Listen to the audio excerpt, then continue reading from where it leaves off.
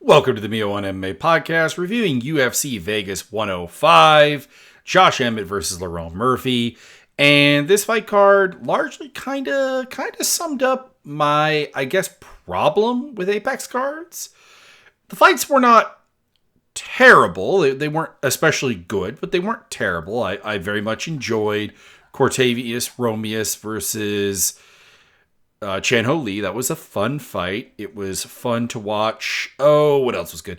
O'Day Osborne got a cool knockout. Torres Finney versus Robert Valentine was fun for a round and then went really downhill. Reese McKee versus Daniel Frunza. That was fun times. Had a pretty good time with Victor Henry versus Pedro Falcao. And yeah, that's about it. And the only, in terms of like terrible fights, there wasn't much. Joe Anderson Brito versus Pat Sabatini, exceptionally annoying fight, frustrating fight.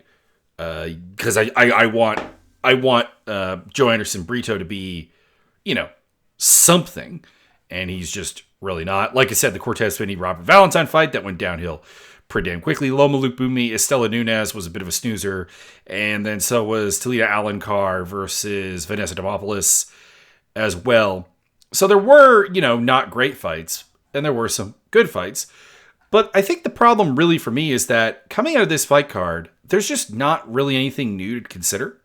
Like, the newest thing to consider is that I have to upgrade my thoughts on Pat Sabatini's upside a smidge and just lose any faith in Joe Anderson Brito. And it's like, that's not really fun. Like, neither of those are what you would call positive realizations or adjustments. And that's kind of the thing, is that it's matchmaking that doesn't really go anywhere. It's just busy matchmaking. And in some cases, just really sad matchmaking, because Brad Tavares, Gerald Mershaw are probably the perfect example of this, is that you're putting two 37-year-olds who very clearly are on the way down against each other. And it's like, well, this stylistically is not going to be an amazing fight. And it wasn't. And this stylistically and in practicality and in technicality will teach us absolutely nothing. So it's not that you shouldn't be booking Brad Tavares and GM3. It's you should in no way be booking them against each other. And that's kind of like just the entire card. So there you go. In the main event, Lerone Murphy versus Josh Emmett, I scored this fight 4-1 for Lerone Murphy. Essentially, I gave the third round to Josh Emmett.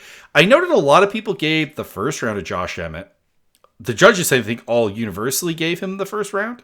So there's that.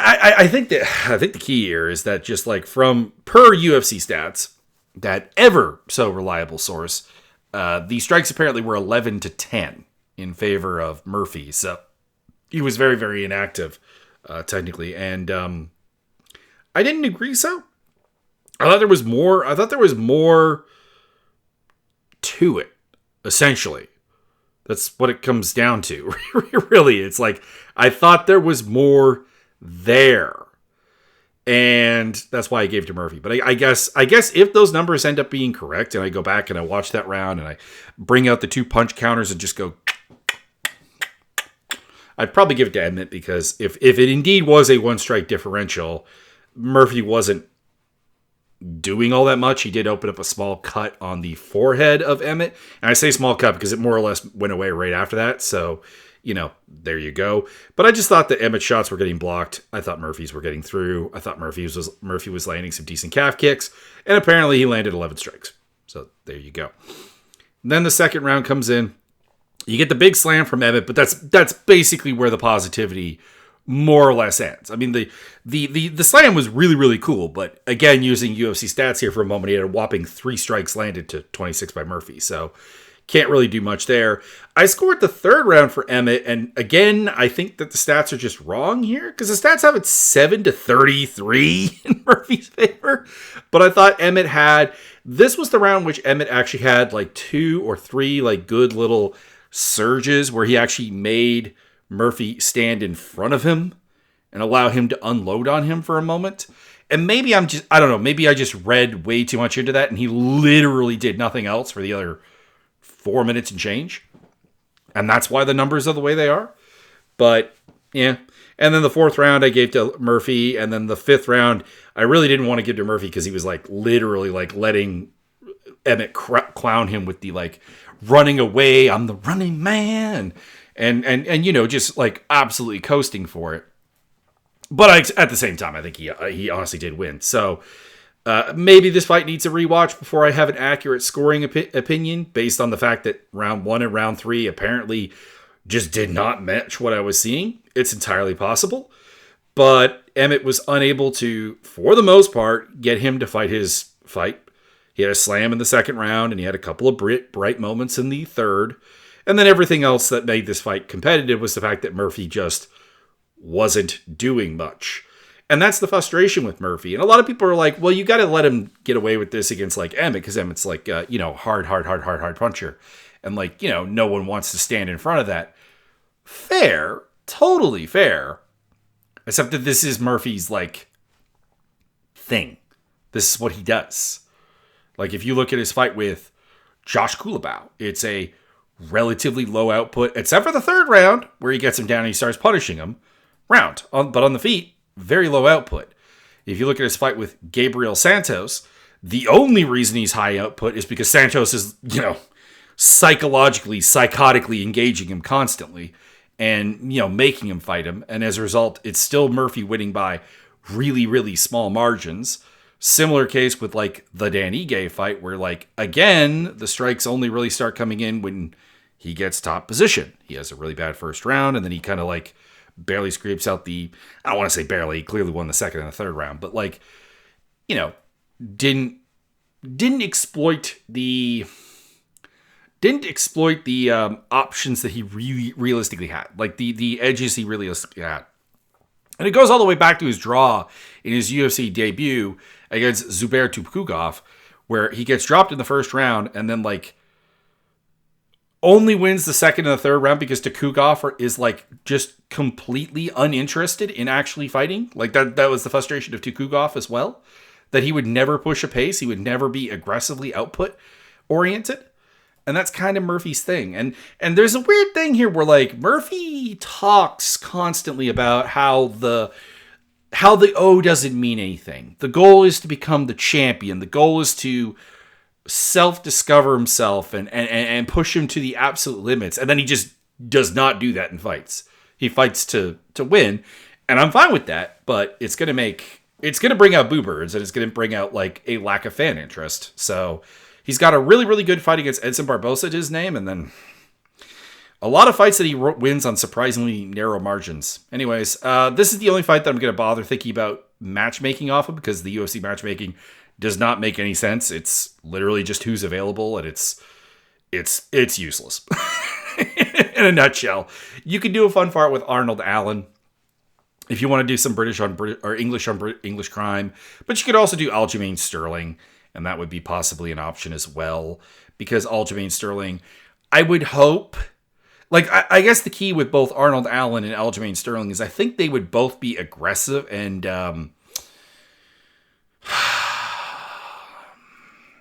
what's the word I'm looking for here?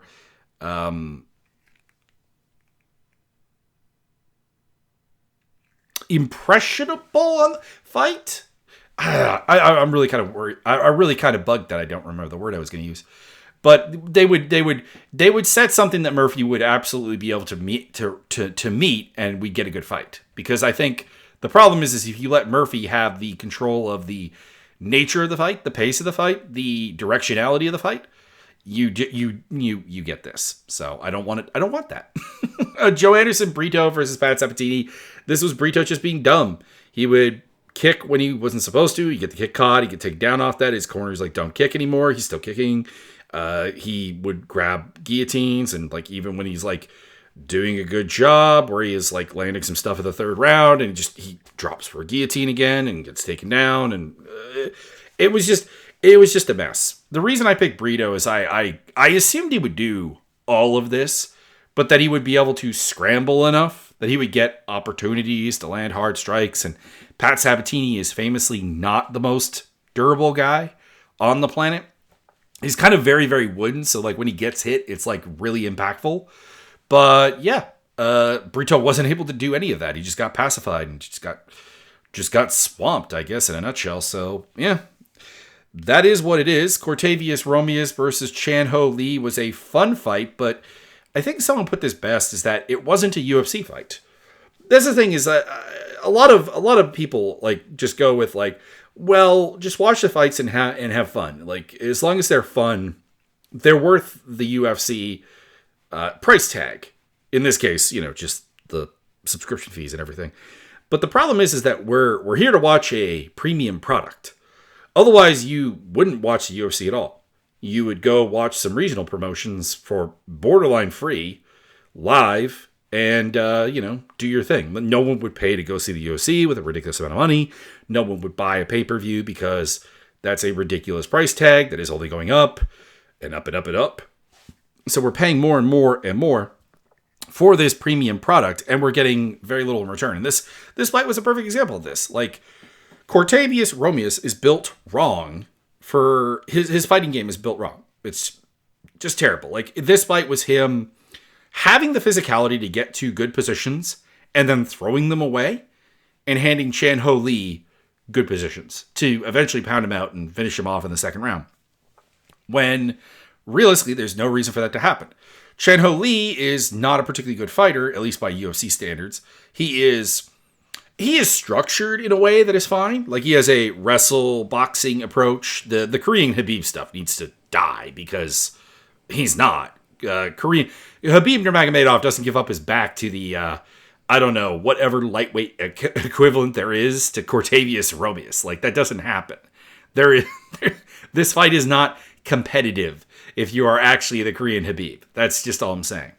But, like, he has a structured, fine game. I just don't think he's athletic enough to actually compete at this level. But if you're going to just give him good positions to land shots, he's going to do this. And that's what Cortavius Romeus did. Talked more or less about Gerald Meerschaert, Brad Tavares. I don't have much else to add. It was a bad stylistic matchup for GM3, and the only reason you should have picked GM3 is if you just thought Tavares didn't want to fight anymore. And, like, the thing is, I don't think Tavares wanted to fight anymore, and yet he was still my pick. And we saw why. He is still really hard to take down. And GM3 without takedowns, I'm not going to say he loses, because he's outstruck a couple of people. He notably, let's see here. Who was it I'm thinking of? There was a fight that GM3 had. And it was against, I want to say, Lerone Murphy was the answer. I could be mistaken, but Lerone Murphy was a case of, like, GM3 actually out kickboxing someone. I'm looking at fights that GM3 won without takedowns being a component of them, and that's about it. I mean, I guess you could argue, like, he beat Dustin Stolfus while not being able to get takedowns, because Stolfus took him down mostly, but, like, he submitted Dustin Stolfus. So, like, the ground game was a part of that. Similarly with, like, Bartosz Pawlicki, who's, like, a really solid takedown guy and nothing else. But, like, yeah, his ability to win fights without takedowns being a part of his game, without submissions being a part of his game, it's really, really limited. He's got a TKO over Eric Spicely back in 2017. Eric Spicely was a demonstrably not UFC caliber fighter. And then other than that, it's like I said, even the Lerone Murphy fight, he actually ended up choking him out. But I'll give it credit that, like, his win there had more to do with the fact that Win couldn't strike with him. But, like, we're to probably reference around Win later, but he's a 5'6" middleweight. So that is what it is. Like, he was the ultimate poor man, Daniel Cormier, and we'll be talking about him when we get to Torres Finney. So this was a fight that stylistically he just historically doesn't win, and he didn't. It was close because Tavares is Brad Tavares. He's 37 years old. He was never confident about actually dominating fights, and it's why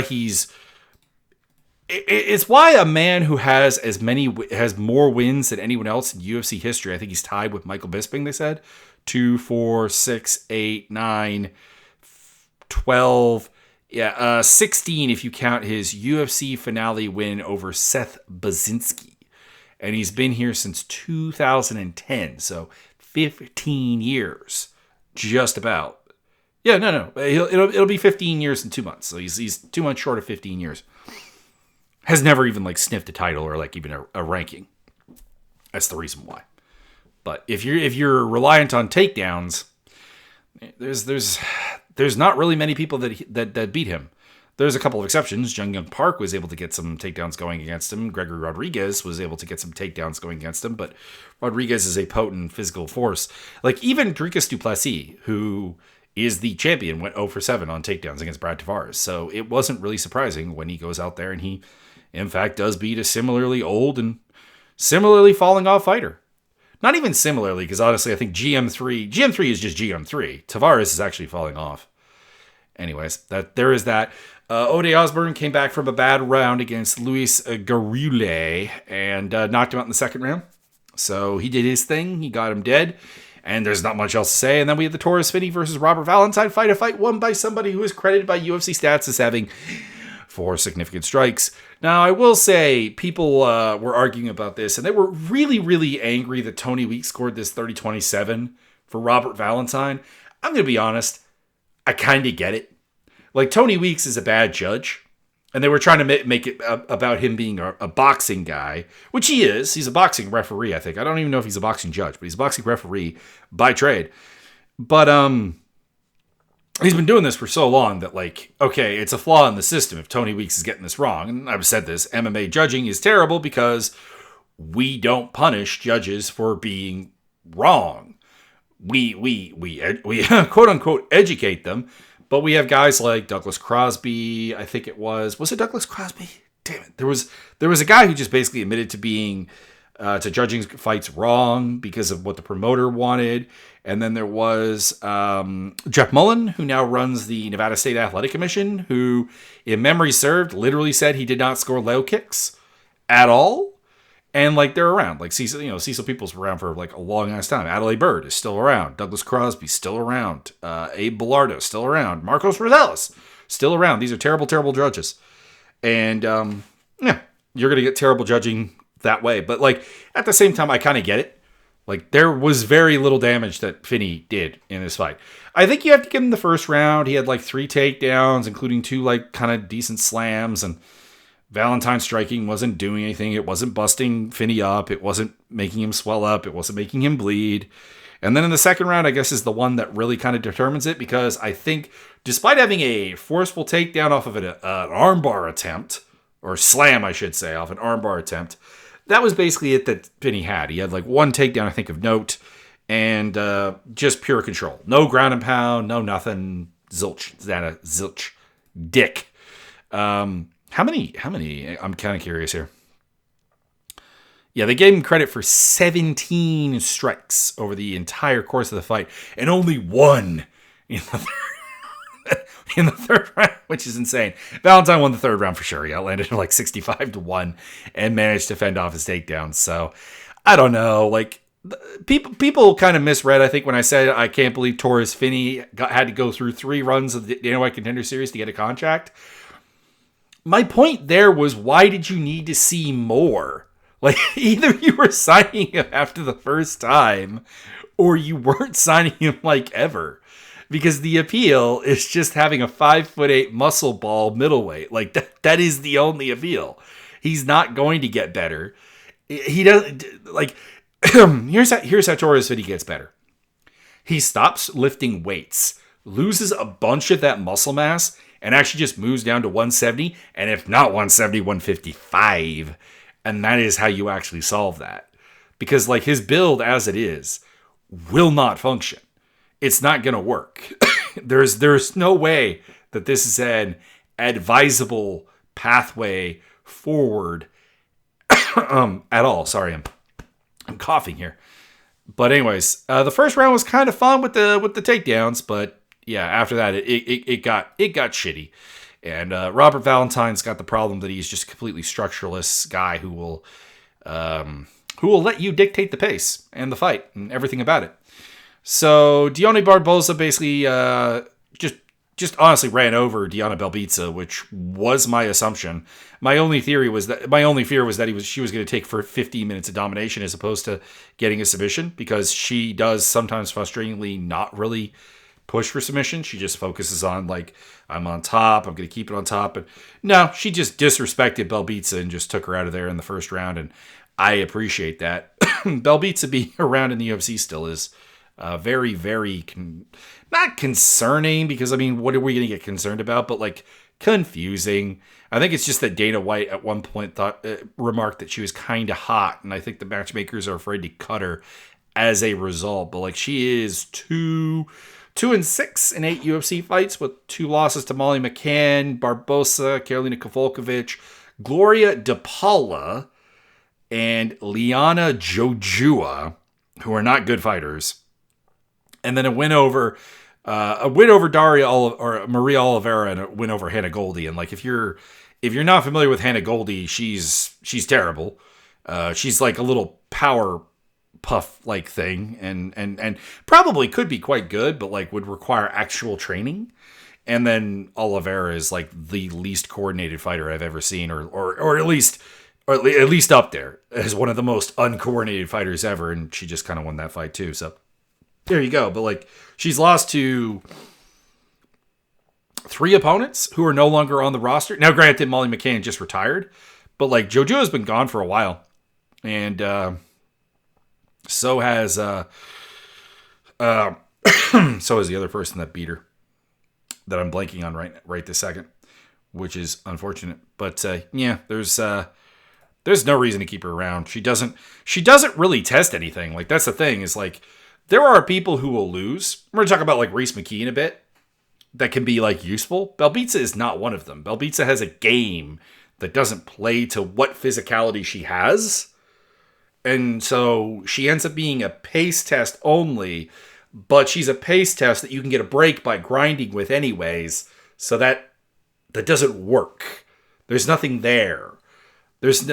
She's the perfect example of a fighter that, it's not that she's so horrible I don't want to see her in the UFC. It's that she's not going anywhere, and she's not useful as a test. So anyways, Barbosa gets the win, and it doesn't really mean much. Reese McKee beat the crap out of Daniel Frunze, and this was my highlight of the night, because I got Reese McKee at plus odds at plus 132.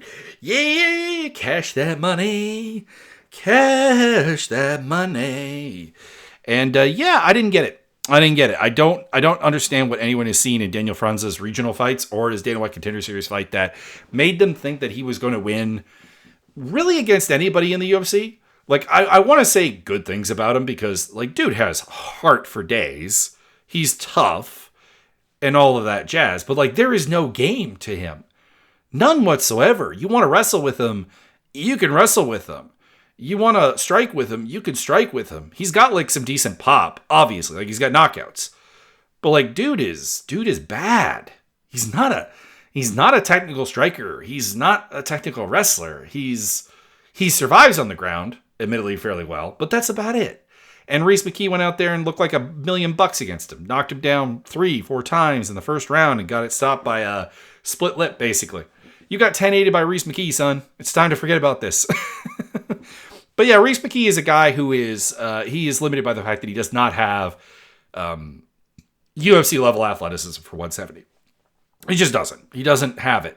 But, like, he's big and he works hard and he's a pretty good technical fighter. So, like, he will test you out. He will fraud check you. Whereas anyone who gets fraud checked by Diana Belbitsa is somebody who shouldn't have been in there to be fraud checked. Anyways, that was that fight.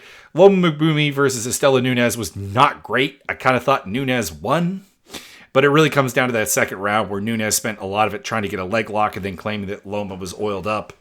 And yeah, I thought Nunes won the first, Loma won the third. Those were pretty clear. So it just comes down to how you score that second round. And really the only problem for Loma is size. Like, the problem is she's an atomweight. I keep saying this. I don't know why the UFC, who had Michelle Watterson and now has Tabitha Ricci and is interested in pushing both of them, does not do an atomweight division, because you have a title fight standing right there in Loma Lupumi versus Tabitha Ricci. They're winning in spite of the fact that they are way smaller than their opponents. And there's a couple others. There's Talita Alencar, who we're going to talk about in a bit. There was Emily Ducote for the longest time. And then there's, of course, Amanda Hyan dos Santos, whatever her name is. The kind of redheaded Brazilian girl. And then, like, obviously you could go after, like, Jessica Delbone and, like, other Invicta, like atom weights as well. There is a ripe world out there. And instead, the UFC keeps signing atom weights and then making them fight at 115. Why are we doing this? Just make an atom weight division. Just make an atom weight division. Anyways, Loma got the W, whether she deserved it or not. Victor Henry versus Pedro Falcao was like really, really fun. Henry had a lot of success in the first and the third round, managing to hurt him, managing to outland him, managing to push the pace and, like, generally speaking, out wrestle and out scramble Falcao. But, like, he's not athletic enough to, like, avoid Falcao's, like, grappling game and so on. So there were moments in all three rounds where Falcao had a lot of success. He had a lot of good low kicks throughout the fight.